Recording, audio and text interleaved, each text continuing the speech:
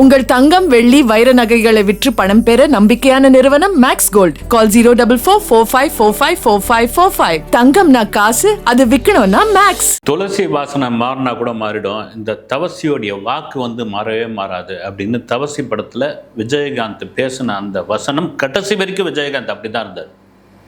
தன்னுடைய வாக்கு மாறாத ஒரு நபராக கடைசி வரைக்கும் இருந்தார், தில்லா நின்னார். அதுதான் விஜயகாந்தோட மிகப்பெரிய பலம் அது. ஆனால் இன்றைக்கி பார்த்தீங்கன்னா அந்த கூட்டணி, அந்த கட்சி எப்படியாப்பட்ட ஒரு சிங்கமான் என்ற ஒரு நபர் எப்படி வளர்த்த ஒரு கட்சி. விஜயகாந்துக்கு கலைஞர் தான் புரட்சி கலைஞர்னு பட்டம் கொடுத்தாரு. மதுரையில் அவருடைய கல்யாணத்தை எனக்கு கலைஞர் தலைமையில் தான் நடக்கணும் அப்படின்னு முடிவு பண்ணார். நடந்தது அது கல்யாணமே கிடையாது, ஒரு அழகர் ஆற்றுல இறங்குற திருவிழா மாதிரி. அவ்வளோ பெரிய கூட்டம் அவ்வளோ பெரிய கூட்டம். கலைஞருக்கு தான் அவர் தங்க பேனா கொடுத்தாரு.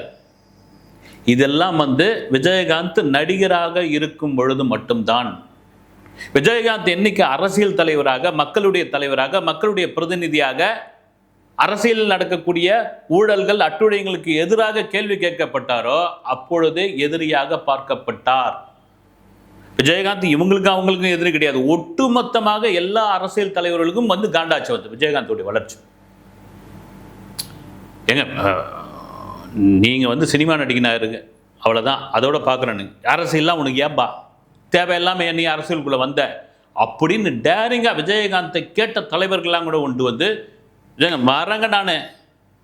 நான் வந்தது இவ்வளோ பெரிய எதிர்ப்பு, அதே சமயத்தில் மக்களிடமிருந்து இவ்வளோ பெரிய வரவேற்பு, இவ்வளோ பெரிய எழுச்சின்னு ஒன்று தான் விஜயகாந்த். ஆஹா, இவ்வளோ காலம் நம்ம இதை மிஸ் பண்ணிட்டோமேயா அப்படின்னு அரசியலுக்குள் வர்றேன்னு சொன்னவொடனே உங்களுக்கு தெரியலாம். அவர் கல்யாண மண்டபத்தினுடைய ஒரு பகுதியை இடித்தாங்க. வெணுமனே இடித்தது எவ்வளோ பெரிய இடம் அதை சும்மா அப்படியே இது மாதிரி துண்டு மாதிரி ஆக்கிட்டாங்க. அதன் பிறகு விஜயகாந்த் கிடைச்ச வரவேற்பு தாங்க முடியல. வடிவேலை வச்சு பேச வச்சேன். கேப்டன் கேப்டன் என்னப்பா கேப்டன் நீ, எந்த கப்பலுக்கு நீ கேப்டன்? கப்பலும் தண்ணியில் போகுது, இவரும் ஃபுல்லாக தண்ணியில் போவார் அப்படின்னு சொல்லி அன்று வடிவேலு பேசின பேச்சு அத்தனை பேர் ரசித்தார்கள். கீழே இருந்தவங்களாம் கைத்தட்டி இது பண்ணாங்க. வடிவேலு பேச பேச வடிவேலுக்கு என்னன்னா அதாவது அவருக்கு நடந்த ஒரு சம்பவத்தோடு சேர்ந்து இதுதான் சரியான இதுன்னு சொல்லி நன்றி மறத்தல். ஏன்னா வடிவேலுடைய வளர்ச்சிக்கு மிகப்பெரிய காரணம் விஜயகாந்த். பக்கத்து வீடு, அது பல பேருக்கு தெரிஞ்சிருக்கும். விஜயகாந்த் வீட்டுக்கு வந்திருந்தவங்க இவர் வீட்டு வாசலில் காரை நிறுத்திவிட்டாங்கன்னு சொல்லி அதில் தகராறு போகிற இடம் பூரா தொடர்ச்சியாக குடிகாரன்னு ஒரு பிம்பத்தை கட்டமைச்சு சில மீடியாக்கள் அது பற்றி பேச வச்சு விஜயகாந்தோடைய பலமும் பலவீனம் எது தெரியுங்களா? அந்த கோபம்தான், அதுவும் முன்கோபம்தான். அந்த முன்கோபத்தை ட்ரிகர் பண்ணி அந்த கோபத்தின் வெளிப்பாடாக விஜயகாந்த் அந்த நாக்கை துருத்தின்னு பேசுனது மீடியா, நீ என்னையா பெரிய மீடியா அப்படின்னு கேட்டது, அதை போட்டு சன் டிவியில் போட்டு போட்டு போட்டு போட்டு போட்டு மறுபடியும் மறுபடியும் மறுபடியும் போட்டு போட்டு போட்டு போட்டு அது என்ன சொல்கிறது ஸ்லோ மோஷனில் போட்டு போட்டு கொண்டு வந்து அவருடைய இமேஜை கீழே இறக்கணும்னு பார்த்தாங்க. ஆனால் ரியலாக சொல்கிறேங்க, மக்கள் இருக்காங்க இல்லைங்களா, விஜயகாந்த் ஒரு பொழுதும் அந்த இமேஜிலேருந்து இறக்கவே இல்லை. ஒரு பலமான எதிர்கட்சியாக நின்ன பொழுது தமிழக அரசியலில் ஒரு பெரிய மாற்றத்தை கொண்டு வந்திருந்தார், பெரிய எழுச்சியை கொண்டு வந்திருந்தார். அதை உடைக்கணும்னு முடிவு பண்ணி கொண்டு வந்தது தான் மக்கள் நல கூட்டணின்னு. அது விஜயகாந்த் முழுமையாக நம்பினார். அந்த மக்கள் நல கூட்டணியில் இருந்த கட்சிகள் திமுகவில் இருக்குது, ஒரு கட்சி மட்டும்தான் என்டிஏல இருக்குது. இவர் ஜி.கே. வாசந்த். இதுக்கு எதுக்கு சொல்கிறேன்னா, இன்னைக்கு போயிட்டு கூட்டணிக்காக பிரேமலதா விஜயகாந்த் அவர்கள் கூட்டணி சேர்ந்திருக்கார். அது அவங்களுடைய விருப்பம், அது சொல்லிட்டு போகலாம் ஆனால் நான் என்ன சொல்கிறேன்னா, இந்த பாமர மக்கள், சாதாரண ஆட்கள் நான் மீட் பண்ணிட்டு வரேன். லேட்டாக பேசுறதுக்கான காரணமே அதுதான். சாதாரண ஆட்கள், ஒரு ஆட்டோவில் ஏறி வந்தேன், அந்த ஆட்டோக்காரர் சொல்கிறார் சார் இதை பற்றிலாம் பேச மாட்டீங்களா சார்? என்ன சார் இது, நான் கேப்டனுடைய மிகப்பெரிய ரசிகன் சார், நான் மிகப்பெரிய தொண்டன் சார் சொல்லி அவர் சட்டையை கழட்டி இப்படி காமிக்கிறாரு. விஜயகாந்த் உடைய படத்தை பச்சை குத்தி வச்சிருக்காரு. அவரால் தாங்கவே முடியல. எப்படி சார் திமுகவுக்கு எதிராக, கலைஞருக்கு எதிராக தான் அந்த கட்சியை ஆரம்பித்தார். என்னென்ன விஜயகாந்த் தொந்தரவு செய்யப்பட்டது? 20 வருஷம் இப்படி இருந்தார். இன்னைக்கு போயிட்டு கூட்டணி வச்சுக்கிறாங்க. எங்கள் மாவட்ட செயலாளர்கிட்டலாம் வந்து விருப்பம் கேட்டு அந்த சீட்டை போட சொன்னால் அந்த சீட்லேருந்து எடுத்து பெரும்பான்மையானவர்கள் யாருன்னு போது எல்லாரும் இதை தான் விரும்பினாங்க மாவட்ட செயலாளர்களாக. அதனால் நான் வந்திருக்கிறேன் அப்படின்னு. விஜயகாந்த் இருந்திருந்தா என்ன ஆயிருக்கும்? எங்கள் ஒரே ஒரு விஷயங்க, விஜயகாந்த் இறந்த பொழுது இந்த கோயம்பேடு அவருடைய கல்யாண மண்டபம் அந்த பகுதியில் நின்ன கூட்டம், நான் போயிருந்தேன், நான் கட்டுக்கடங்காத கூட்டம். ஒரு குழந்தைய வச்சுக்கிட்டு ஒரு குடும்பமே வந்து கரூர்லேருந்து வந்துட்டாங்க இங்கே பார்க்கறதுக்கு. திரும்ப எங்கே போய் தங்கணும்னு அவங்க தெரியல. நானும் ஒரு கேமராமேன் தம்பின்னு தான் சொன்னோம், வந்து இங்கேயோ லாட்ஜு கிஞ்சி உங்களுக்கு கிடைக்காது, பார்த்து இன்னும் கொஞ்சம் தள்ளி போய் எங்கேயாவது ஒரு இடத்துல தங்கிடுங்க, நீங்கள் இந்த இடத்துலலாம் வேணாம் அப்படின்னு சொல்லி அமிச்சோம். வந்து அவள் என்னன்னா அது கேள்விப்பட்டு என்ன எதுன்னே தெரியாமல் சென்னைக்கு போகிற வண்டியை பிடிச்சின்னு வந்துட்டாங்க. வந்து அந்த லட்சோப லட்சம் அந்த மக்களை அவங்கள அப்படியே கட்டி அணைச்சிருந்தா, இன்னைக்கு அவங்கள வந்து அப்படியே வச்சிருந்தா, இன்னைக்கு பிரேமலதா விஜயகாந்த் அவர்கள் தனி பெரும்பான்மையாக வந்து நிற்கலாம். நீங்கள் வந்து தனியாக வந்து நான் நிற்கிறேன் சொல்லி காமிச்சிருக்கலாம். எங்கள் அறிஞர் அண்ணாவிற்கு பிறகு இறுதி ஊர்வலத்திற்கு இவ்வளோ பெரிய கூட்டம் வந்தது கேப்டன் விஜயகாந்துக்கு மட்டும்தான். ஏன்னா அறிஞர் அண்ணா காலத்தில் இவ்வளோ சோஷியல் மீடியா கிடையாது, மீடியாக்கள் கிடையாது, இவ்வளோ லைவ்ல யாரும் போட்டு காமிக்கல. எதுக்கு சொல்கிறேன்னா, அப்போல்லாம் கேள்விப்பட்டு வந்தவங்க வந்து சைக்கிள்லையும் பஸ்ஸுலையும் நடந்து வந்தவங்க வந்து திரும்பி போக முடியாமல் எங்கெங்கேயோ போனவங்க அந்த மக்கள் வந்து. ஆனால் இப்போ அந்த சமயத்தில் எவ்வளோ சேனல்கள் லைவ் போட்டுக்கிட்டு இருந்தாங்க. ஆனால் அந்த லைவில் பார்க்குறத மீறி அந்த இறுதி ஊர்வலத்தில் நம்ம பங்கு பெறணும், விஜயகாந்துக்கு நம்ம ஒரு மரியாதை செலுத்தணும்னு அப்படி வந்தவங்க தான் அந்த கோடான கோடி மக்கள் வந்து. அங்கே ஒரு அம்மா அந்த அண்ணா நகர் மேம்பாலத்திலிருந்து தான் விற்பனைக்கு வச்சிருந்த அந்த பூவை எடுத்து அப்படியே அவருடைய அந்த பாடி மேலே தூக்கி போட்டாங்க. அது என்ன பெரிய வியாபாரம், இப்படியாப்பட்ட ஒரு தலைமை போறான்னு. ஏன்னா இந்த மக்களை, இந்த அன்பை அப்படியே ஒரு சேர கட்டி அப்படி காப்பாற்றிருந்தா, நான் திரும்ப சொல்கிறேன், நீங்கள் யாரு கூட கூட்டணி வைக்க வேண்டியதில்லை, வச்சுட்டாங்க. அது கடுமையான விமர்சனம் ஒரு பக்கம். விஜயகாந்த் இருந்திருந்தா என்ன இருக்குன்னு. விஜயகாந்த் வெற்றி பெற்றாருங்க விருதாச்சலம் தொகுதிக்கு. தொகுதிக்கான நிதியை கொடுக்க மாட்டேன்றாங்க. காண்டு கடுப்பு. என்னையா இவன் பாட்டுன்னு வந்து ஏதோ டைலாக் பேசியிருந்தாப்புல, இது பண்ணியிருந்தாப்புல, யாரோ இப்போ விஜய் சொல்கிறாங்கல்ல, அது மாதிரி அதை விட கடுமையான விமர்சனம். நான் இன்னைக்கு எம்எல்ஏ ஆயாச்சு, மக்கள் பெரிய இவ்வளோ பெரிய செல்வாக்கு இருக்குது, உடனே நிதி கொடுக்க முடியாத உடனே அங்கே தொகுதிக்கு செய்யணுமே. தன்னுடைய சொத்தை விற்று செஞ்சாப்புல வந்து விஜயகாந்த். அதனால தான் இந்த மக்கள் முன்னாடி இப்படி காசு பணம் என்னையா காசு பணம், அதை நாம் பார்த்து சம்பாதிக்கிறது.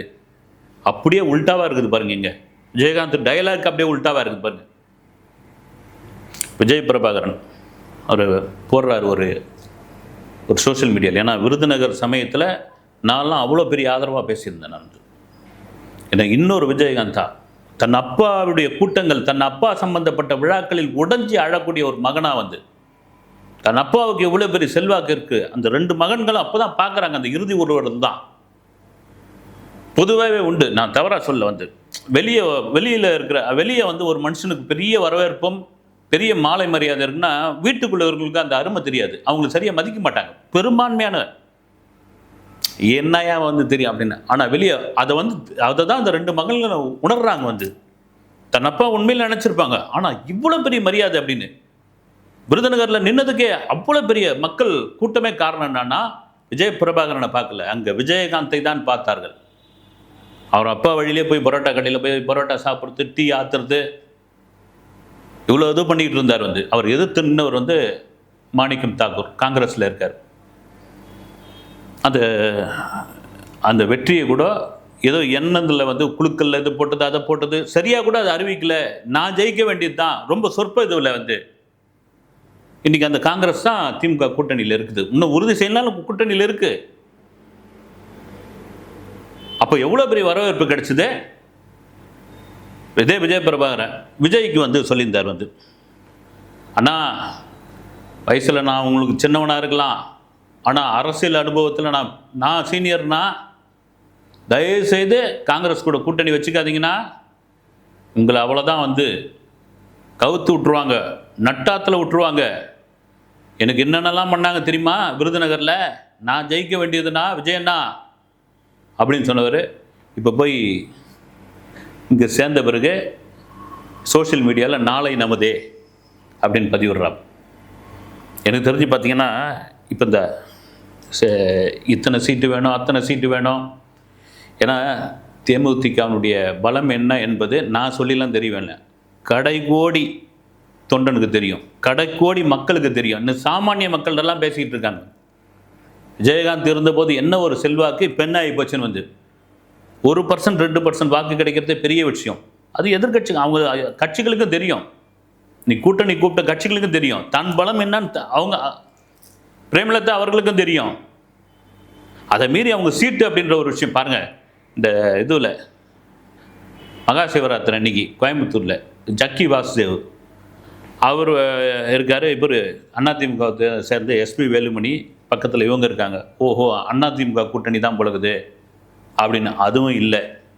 அப்போ என்னன்னு நாங்கள் முடிவு பண்ணிகிட்டு இருக்கோம், நாங்கள் பேசிக்கிட்டு இருக்கோம், நாங்கள் கேட்குற தொகுதி ஒன்றும் கொடுக்கல, நாங்கள் வெயிட் பண்ணுறோம், எங்கள் கட்சி செல்வாக்கு என்னன்னு காட்ட போகிறோம். இடையில் ஒரு மாநாடுலாம் நடத்துனாங்க, அந்த மாநாடுலாம் ஒன்றும் சொதப்பலாகி போச்சு வந்து.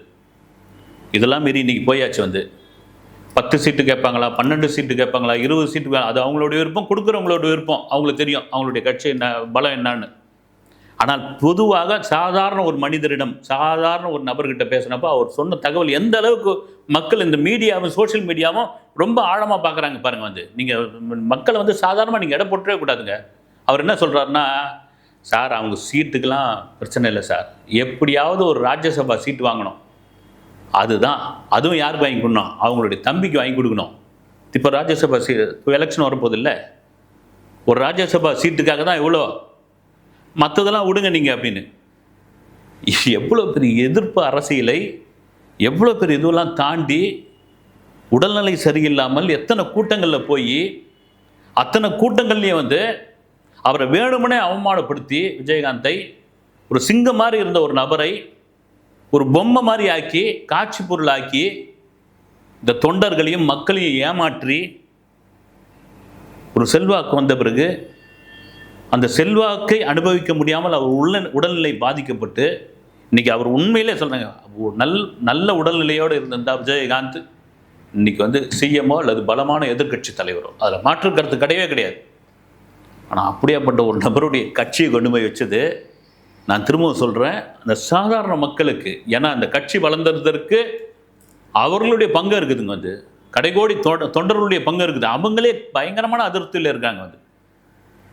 என்னென்ன பேசுனீங்க, என்னென்ன இது பண்ணீங்க, இந்த காங்கிரஸ் எங்களுக்கு ஆகாது, நீங்கள் இந்த மக்கள் நல கூட்டணி விஜயகாந்தை ஒழிப்பதற்காகவே கொண்டு வரப்பட்டது திட்டமிட்டு. நான் திரும்பவும் சொல்கிறேன் பாருங்க வந்து, அடிச்சுக்கிறோமோ பிடிச்சிக்கிறோமோ நமக்குள்ளே தான் இருக்கணும், புதுசாக ஒரு ஆளை உள்ளே விட்டுறக்கூடாது. விஜய்க்கு அந்த மாதிரியான கடுப்பில் தான் இப்போ இருக்காங்க வந்து. அப்படிதான் விஜயகாந்தை நம்ம விட்டுட்டோமாப்பா, இந்த ஆள் இப்படி மலமலன்னு வளர்ந்துட்டாரு, இந்த கட்சி இப்படிப்பட்ட செல்வாக்கு வந்துடுச்சு, போகிற இடம் பூரா கட்டுக்கணக்காத கூட்டம் வந்துடுச்சுன்னு மக்கள் நல கூட்டணின்னு ஒன்று ஏற்படுத்தி முடித்தாங்க. கூட்டணின்ற ஒரு விவகாரத்துக்கு சொல்கிறேன், நீங்கள் அதிமுக பிஜேபியுடன் போக வேணாம், திமுகவுடன் நீங்கள் போக வேணாம், மற்ற இது விட வேணாம். ஆனால் பேச்சுக்கு பேச்சு, நான் பார்த்து வளர்ந்த தம்பி, எங்கள் வீட்டில் வளர்ந்த பையன், எனக்கு சின்ன வயசுலேருந்து தெரியும், எங்கள் பையனில் ஒருத்தர் அவர் வந்து இப்படியா சொல்லிட்டு இருந்தேன், விஜயோடன் ஒரு கூட்டணி வைக்க வேண்டித்தானே நீங்கள். சரி, விஜயகாந்த் விஜய் ஒரு செந்தூர பாண்டியில் அப்படியாப்பட்ட ஒரு கை தூக்கி ஒரு தம்பியாக கொடுத்தவர் வந்து. விஜயகாந்த் இறந்திருந்த போது அவ்வளோ கூட்டத்துக்கு நடுவில் ஒரு ஸ்டார் வேல்யூ உள்ள ஒரு ஹீரோ திரும்பி போக சொல்ல என்ன ஆச்சு, வந்து கூட்டத்திலேருந்து எவனோ செருப்பு தூக்கி அடித்தான் வந்து. அதையெல்லாம் தாங்கிட்டு இருந்தப்போ காரணம் என்னென்னா நன்றி மறக்காத ஒரு விஷயம். ஆனால் இதை ஒரு விமர்சனமாக பேசிக்கிட்டு இருக்காங்க. விஜயகாந்த் உடம்பு சரியில்லைந்தப்போ விஜய் வந்து பார்த்தாரா, பக்கத்து வீட்டில் தானே இருந்தார், எதிர் வீட்டில் தானே இருந்தார் அப்படின்னு நாம் கேள்விப்பட்டது என்னன்னா, அவர் 2-3 தடவை கேட்டிருக்காரு பொழுது அப்பாயின்மெண்ட், இவங்க கிட்ட இருந்த அனுமதி வந்து பாருங்கன்னு எதுவும் சொன்னால் தானேங்க, நான் வரேங்க பார்க்க வரேங்கன்னு சொல்லும்போது சொன்னால் தானே. இதெல்லாம் மீறி இந்த அரசியல் களத்தில் என்ன வேணாலும் நடக்கிறதுக்கு இதுதான் இந்த அரசியல் வந்து அப்படியாப்பட்ட ஒரு விஷயம் வந்து. ஒட்டுமொத்தமாக நீங்கள் விஜயகாந்த் அவர்களுடைய கேப்டன் விஜயகாந்த் அவர்களுடைய தன்மானத்தை கொண்டுமை அடமான வைத்து விட்டீர்கள் என்று சாமானிய மக்கள் விமர்சனம் செய்யக்கூடிய பேசக்கூடிய அளவிற்கு இந்த மாறி இருக்கிறது. இதற்கெல்லாம் வருகிற சட்டமன்ற தேர்தல் எலெக்ஷன் வந்து பதில் சொல்லும் என்பதில் மாற்று கருத்து இல்லவே இல்லை. அடுத்த வீடியோவில் சந்திக்கிறேன். நன்றி.